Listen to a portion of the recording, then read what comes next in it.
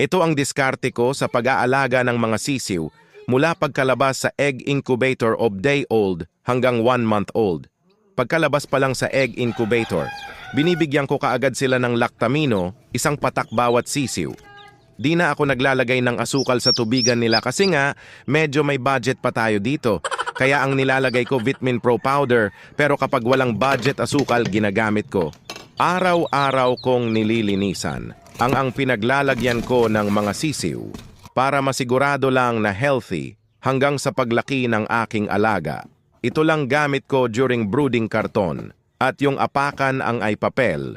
Always ko sinusigurado na dry at malinis ang kanilang inaapakan. Kapag gabi hindi na ako naglalagay pa ng ilaw at tinatanggal ko ang tubigan nila para hindi sila mabasa habang sila ay natutulog. At pagkadating ng umaga, binibigyan ko sila ng lactamino bago ko sila bigyan ng tubig na iinumin sa ganitong paraan.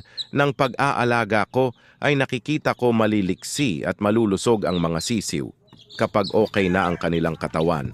Nililipat ko na sila sa mas malawak na kulungan at sinasanay ko na sila na ma-adapt nila ang bagong environment sa magiging bagong kulungan nila.